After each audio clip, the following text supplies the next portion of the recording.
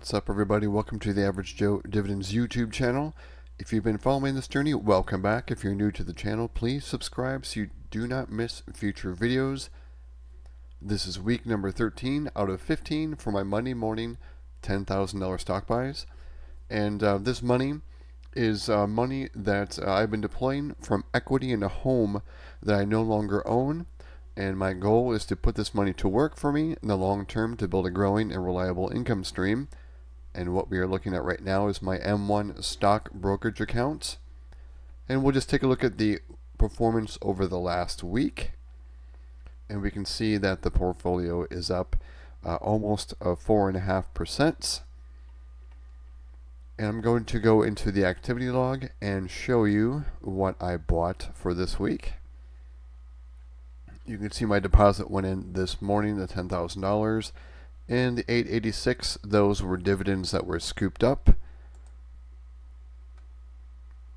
And what I'm going to do is I'm not going to show you and list off each of the 60 purchases. I'm going to stop maybe on the larger purchases, maybe those over, we'll say $1,000, just for time's sake. So this is the big dog right here, SCHD. I've been putting most of my money into this, and I really believe in this ETF. Maybe one of these weeks I'll do a video on why this is my main holding. It's kind of a you can have your cake and eat it too kind of investment, but I'll go into that more with a video in the future. So SCHD right there, McDonald's over $100 I put in there. Let's see here, and then BST, $1,900 into that. And JEPI, I know a lot of dividend investors invest in this, and they're a monthly payer, along with BST, $1,050 into that one. And we'll find the last one here is QQQ at $273.10. I'll just go by here. If you want to pause, you can take a look. And I'll also leave a link to my portfolio in a Google Doc sheet so you can see it, and you can see every single investment I have and how much I have invested in each of them. And of course, what I'm buying is not investment advice. I'm just trying to show you what I'm investing in and what my strategy is. So we're going to go into that dividend tracking sheet that I had mentioned before. Again, a link will be in the description.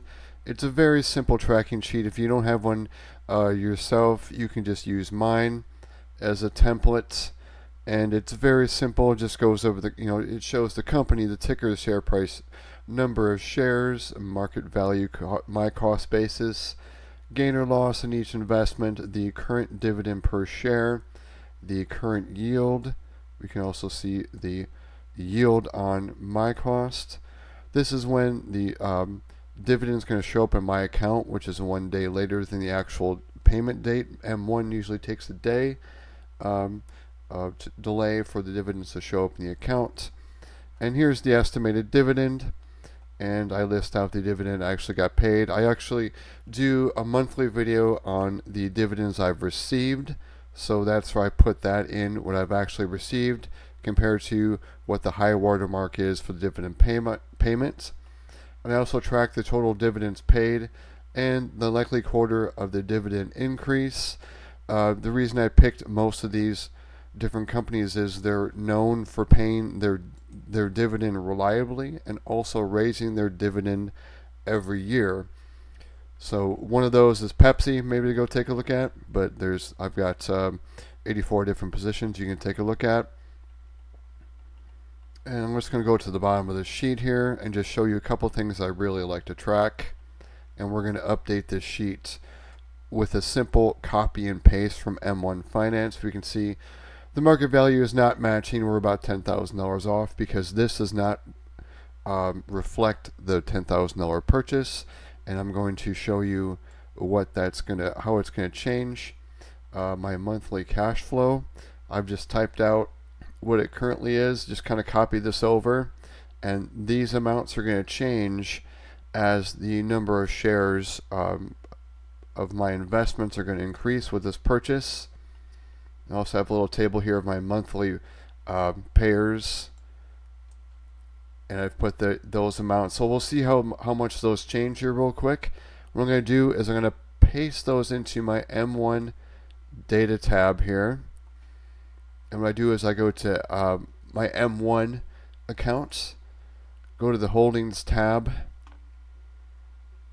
and there's no script or anything. It's just going to be a straight copy and a paste. And it takes a while. I have 84 different positions, so it has to copy out all that data real quick. But it's a lot better than typing in the new share amounts and my cost basis. So at least it eliminates that. I'm going to do a paste special here, values only. It's going to paste that information into a single column. And what this does, this column here aligns the shares for each company. It just moves the share amounts up here, and then my cost basis up. So then I can do a VLOOKUP for each of these positions, like SCHD, BST. It's going to pull that information over. I'm going to click on the dividend tab here, dividend portfolio tab, and we'll just see if we've updated now. Yeah, so you can see the $10,000 market value is going up, and we're going to take a look at really quickly how the monthly cash flow has changed for my portfolio. So it's gone from 632 to 677. Quarterly has gone from 1898 to 2033, and annually from 75.94 to 81.34. You can see the monthly pairs went up a little bit here too, and that's what I mainly wanted to show you. So what do you guys think of this aggressive strategy to build income in this down market? And let me know what stocks you are buying to add to your monthly income. And again, please subscribe so you do not miss any future videos. And I also do a monthly video recap of my dividends for every month, so please check those videos out as well. And my next one will recap the November dividends I receive. So thanks for watching. Please click the like button if you got value from this video, and keep investing and building your passive income.